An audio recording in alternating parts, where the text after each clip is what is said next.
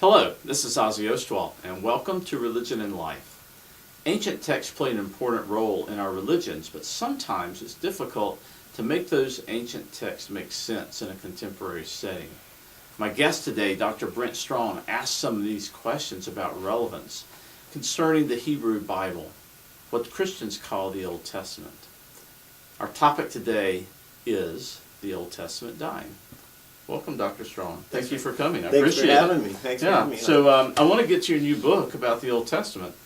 But first, you were a guest on our campus last night and gave a fascinating talk entitled Positive Psychology in the Bible. So I want to watch a short clip of that talk just to orient us to the other type of work you do, if that's okay. Yeah, great. Thanks. All right. Positive psychology is a subdiscipline within the field of psychology that came on the scene around 1998, which is the year when Martin E.P. Seligman, a professor of psychology at the University of Pennsylvania and an expert in depression, became president of the American Psychological Association. There's Professor Seligman himself. Seligman began meeting with a group of similarly like-minded scholars that eventually formed what they called the Positive Psychology Network. And since this time, positive psychology as a movement has exploded and is represented in research centers, scholarly monographs and reference works, undergraduate and graduate level textbooks, and a good handful of journals devoted explicitly to the topic. All right. Well, with this brief introduction to positive psychology in place, we can turn to our attention now to the Bible. The Bible, not unlike positive psychology, offers a thick, robust definition of human flourishing. Well, this was a happy confluence. See what I did just there? This was a happy confluence, and all is well and good. But again, who really isn't into happiness and human flourishing? Well, the author of the book of Ecclesiastes might be one. And at this point, we move from the title of my talk to its description, which promised a treatment of this book. Then Ecclesiastes and happiness with a question mark. According to not a few interpreters, the book of Ecclesiastes is the proverbial fly in the ointment that spoils a bunch of otherwise positive and positive psychological aspects of the Bible's take on human flourishing.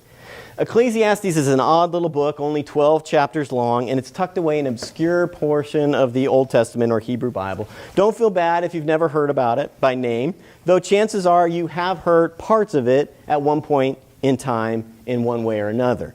Fly in the ointment, in fact, is an example that I've already used, which comes directly from Ecclesiastes chapter 10. Another example is the famous poem in Ecclesiastes chapter 3, which says there is a time for everything, including a time to be born, and a time to die, and a time to kill, and a time to heal. If that's correct, Kohelet may offer us a new but very old perspective on happiness and human flourishing, a new but very old kind of take on eudaimonia. And had he won, he wouldn't have expected it to give him the happiness he could only find right next to him. Thanks for your attention. Well, that's fascinating. Just summarize here, what is positive psychology in the Bible? So positive psychology is this subdiscipline in this larger field of psychology that's focused on, human strengths and virtues, not just sickness or insanity or madness or pathologies, but human virtue and courage and sort of the positive aspects of human life and how to live a flourishing human life. And I've been a part of a study that tried to apply that to the Bible, to see how the Bible supports those sorts of notions of human flourishing in a rich, kind of thick understanding of happiness as opposed to a thin one that's just about our own pleasure. It's really a multifaceted discipline then, and really quite cutting edge. Yeah, it is. It was a fun project to work on. Right. So the other part of your life at Candler School of Theology at Emory University is Old Testament literature. Mm-hmm. And you've written a new book just out this month called The Old Testament is Dying, a Diagnosis and Recommended Treatment. That's a provocative title. Might be the best part of the book. I don't know. It's a fascinating book with a great thesis. So let's do a little triage here. How serious is it, Doctor? Yeah. Well, I think it is pretty serious. The book moves in this kind of, uses this medical metaphor that the Old Testament can be thought of as a patient, and therefore you can kind of put the patient through some tests and see how sick it is. But the main way the book works is through this linguistic analogy to really think of the Old Testament as a language and then assess that language health. And languages, as we know from linguistics, go through life cycles, and they can grow and expand, or they can decline. And so the medical metaphor maps onto that linguistic metaphor to explain the book in many ways about how the Old Testament is dying. So using the linguistic analysis, you've come to some pretty startling conclusions about Bible literacy in general. Yeah. And you might want to summarize the state, I guess, of Bible literacy in the church and in popular culture as well. Yeah. Lots of times people talk about a problem of biblical literacy, especially in my field. Professors like to kvetch about that students don't know what they used to know. But in my work on this book, I've come to think it's really not even a matter of literacy, but really a matter of mortality, and that the Bible construed as a kind of language, and that's to be understood more largely as a kind of a piece of the larger language of Christian faith, and how Christian people, religious adherents, can speak, traffic, move in that language or not, and really by that mean understand Christian faith and Christian scripture as a way of understanding the world. That's not just a matter of knowledge about details like literacy or recognizing an illusion, but really the problem is mortality, where people really are incapable of understanding really even basic tenets of scripture or the faith, and therefore are also incapable of applying that to their lives or the life of the world around them. So it is, I think, an imperiled situation, and I have a couple of initial tests early on in the book I put the client through to assess its health, and it's pretty bad. So make sure I understand. First of all, in regards to the Old Testament, people aren't reading it like they used to, and even if they were, they've lost the ability to understand it and to interpret it adequately in its context. Is that a fair statement? I think that's right, and not just in its ancient context, but really just to be able to think through their lives with it. So languages are, to quote Paul Ricoeur, one of the main ways that we understand the world, and also one of the main ways we resist the world as it's given to us. If we want to create a new world or think about our lives differently, one of the ways we do that is via language. Right. And so if the Old Testament is dying, and I really say in the book, if the Old Testament is dying, the New Testament is not far behind. And what really is imperiled here is the language of faith and its predominant location in Christian scripture for Christian adherents. If that is imperiled, then people have really lost their ability to think through their lives and make sense of their existence via those categories. So instead, they make sense of their lives via other categories, as maybe a consumer, or as a Democrat, or a Republican, or as, a member of a recreational soccer team or something, or an adherent of a favorite political pundit. That's how they make sense of their world, and they're no longer making sense of it through the primary categories of Christian faith. So if the texts are imperiled, then the religion is imperiled as well. Very much so, because if Christianity is a book religion, which I think at least is that, it may be more than that, but if you take the book away from the religion, it's really fundamentally different. So you collected data. You said you ran some tests on the patient and collected data. What type of data, and what did the data show? So the first piece was the most empirical. I looked at the U.S. religious knowledge literacy study that was done in, I think it was 2012 or something, like 2010 maybe, which assessed 3,000 or 4,000 people in the United States. It's the first study of its kind to do that. And there were 32 questions, and they were divided among things like the Bible and religion and public life world religions and history of Christianity. And what the data showed there is that atheists and agnostics outscored Christian denominations of every stripe. Wait a minute. Atheists and agnostics know more about the Bible than That's Christians correct. in every denomination. That's correct. Well, that's telling. It is telling. Right? It's amazing, and that's what the statistics showed. So, and then the next most informed group was Jewish groups, and then after that became the Christian denominations. And so that was the first piece. It's the most empirical study, but it's the first of its kind that was done. So we can't say if religious knowledge in the U.S. has declined because there's no prior study. Sure, but right. we could repeat the study now and determine has it gone up, has it gone down. So that was only 8 questions, I think, were on the Bible in that survey, but it did at least provide a baseline for general knowledge about the Bible in the general culture. The other pieces, though, of data are a little bit more anecdotal, but though they're also semi-empirical, and they have to do more with the life of the Old Testament within Christian denominations and churches. So the first one I assessed a series of sermons, a series of sermon series in the 20th century, early, mid, and late 20th century, about 879 sermons total that were published in series that were called the best sermons. Okay. So the best sermons of the 20th century. Right. And 879 sermons in this corpus when you include all the volumes. And there are more sermons that are preached on no text from the Bible than there are sermons preached on Old Testament only text. And I would imagine that most of those sermons are on New Testament. That's right. text, That's right. So you really have a canon within a canon. Exactly. And the Old Testament has fallen into neglect. Major right? disuse. And the third and fourth tests basically illustrate that by means of the Revised Common Lectionary and how often the Old Testament appears there and what texts from the Old Testament appear there. And finally, hymnody. What texts from the Psalms, I looked at the Psalms particularly using another study by Sib Towner, what Psalms appear in the hymnals of 7 or 8 major denominational hymnals. And it's again a kind of studied neglect of what the Psalms really value, namely lament and grief and the expression of sadness, versus what the hymns in our hymn books really value, and that's praise and happiness and things like that. It's fascinating. Yeah. So in your book, you cite some sources of this problem, or I guess causes of the problem. So what is behind this kind of falling of the Old Testament into disuse or neglect? Are there people, are there types of approaches to religion that you would identify as being part of the problem here? Or?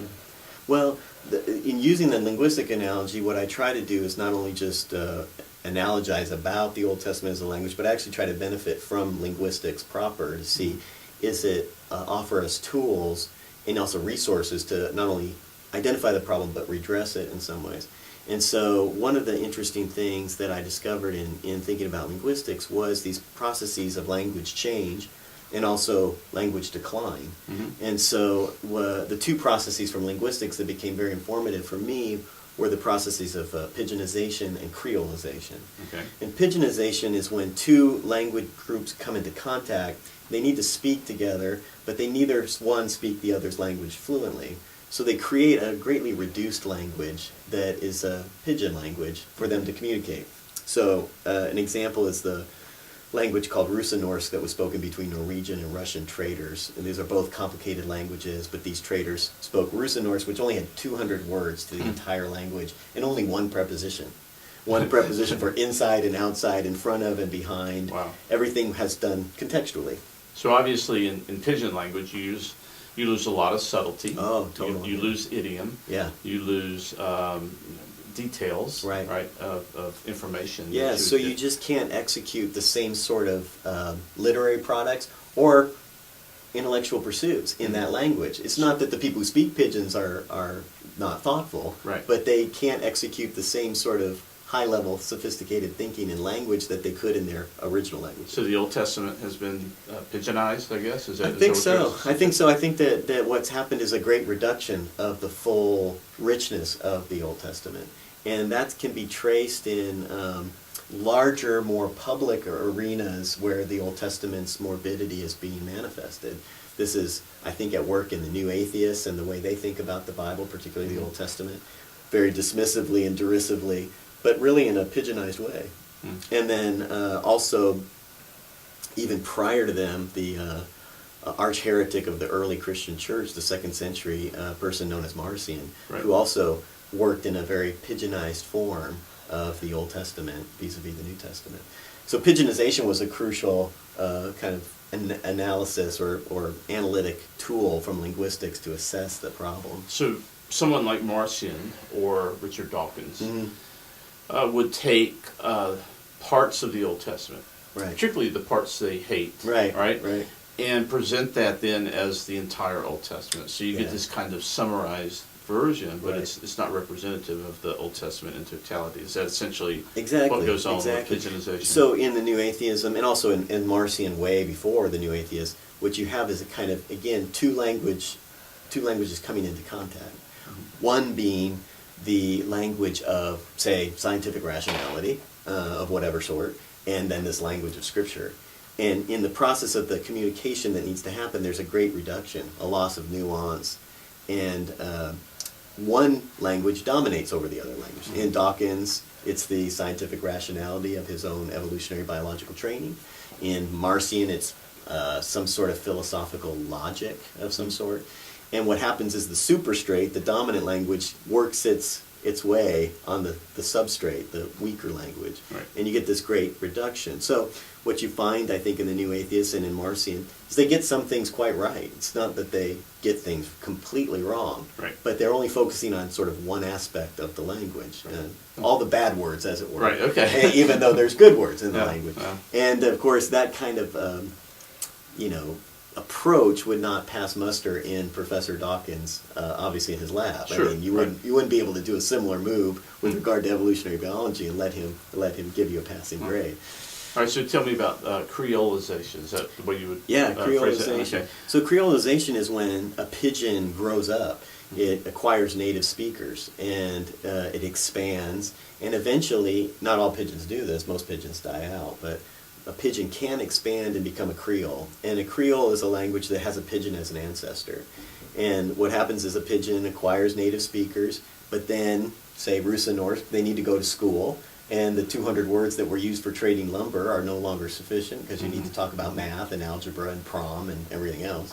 And so the language grows up and more vocabulary gets added, more verbs. And what happens is the language really almost starts over. The new vocab is created, new verb forms are created, all fully regular verb forms. No, you don't create an irregular verb form. It's just, it would be too difficult. So a Creole kind of grows up and it becomes a whole new language, but it has a pigeon as an ancestor, so it's still 2 steps removed, kind of genetically, as it were, from the original. So here's where I think prosperity gospel preachers can be assessed. They too get some of the language of the Bible right. It's bright, it's happy parts. But they're also basically Creoles that are even further removed from the original because they have created entirely regular paradigms that the Old Testament and New Testament itself doesn't support. So unlike Dawkins, who is only going to focus on the parts of the Bible he dislikes, the Creoles would only focus on their favorite parts and present an equally distorted vision. Right. But a positive vision. Exactly. You call them happyologists. That's right, happyologists, Right. to distinguish them from, say, positive psychologists. They're not really about this real thick, robust understanding of human flourishing, but really just almost a hedonistic vision, which is all about our fiscal success or my physical health. But that's exactly right. They focus only on the really positive parts, and then they regularize those parts. This is the creolization aspect, so that those regular parts are now automatic, fully regular verb forms. So if you read some of the prosperity gospel preachers like Joel Osteen, if you say this, God has to do that. Right. And that's a regular verb form. But the Bible's full of irregular verb forms, like the book of Job, where Job did what was right and didn't get it all worked out. So Job would be an example of an irregular verb form that just puts to lie the whole. So Joel Creole. Osteen probably never preaches from Job. I've never heard him preach from Job, but I also don't listen to him every Sunday, as you can imagine. All right. All right. So the really creative part of your book here is this linguistic analysis, I think. But it might be in some ways for a lot of our viewers, it might get bogged down in this. But I think you're suggesting in the book also that there's some real, sometimes dangerous, real world results and outcomes when this happens. Maybe share a really ominous example that's used in the book about Nazi Germany. Yeah. Well, with regard to pigeonization and Marcion, for instance, what Marcion did in the 2nd century, in some sense, never dies out. And it's at the root of every time some well-meaning Christian speaks of the Old Testament God versus the New Testament God. That's a distinction that was really first drawn by Marcion. And again, he was decried a heretic by the early church. So that introduction, that strong dichotomy between the 2 testaments and a kind of association of just the bad stuff with the Old Testament and just the good stuff with the New Testament kind of comes to its worst form in Christianity in the 20th century with Nazi Germany. And what's intriguing about it is the role that Christianity played in that, this long tradition of anti-Semitism at work really through the centuries, right? But it comes to a really unfortunate head in the 20th century, and you can track it, as I do in my book, by means of Adolf von Harnack, who's arguably the greatest church historian that ever lived, who loved Marcion. He wrote the definitive work on Marcion. It was his last book in life. He published the first edition in 1920, and the second edition when he was 74 years old in 1924. And in that book, von Harnack says, Marcion was right. And in the early church, you couldn't get rid of the Old Testament. And in the Reformation period, they should have, but they didn't have the guts. But now in the 20th century, we should get rid of it.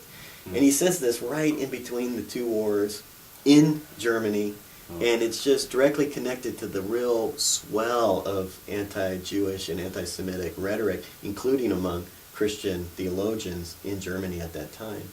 And it's Doris Bergen, among others, who've shown that the Nazis were able to play on widespread biblical illiteracy about the Old Testament as they executed their own program. They systematically removed Christian preaching from the Old Testament, reading from the Old Testament in Christian services, and finally hymns, removing all hymns that referred to the Old Testament. So what you get is a systematic miseducation or de-education of Christians about their scriptures. So they have no sense anymore that they're related to Judaism and to Israel. So in the end, then, the worst case of language death in that example is really the physical death of millions of Jews in Europe in the 20th century. That's a really dark vision. But in most cases, the neglect of the Old Testament doesn't rise to that level. And of course, the remarkable thing about all this is that the scripture Jesus would have been reading and teaching about would have been what you just suggested some people say should not be a part of Christianity, right? Exactly. Well, so we have just a couple minutes left. What's the remedy? I mean, can the Old Testament be saved? And if so, how do we go about doing that? Well, here I look in the Christian community. Yeah.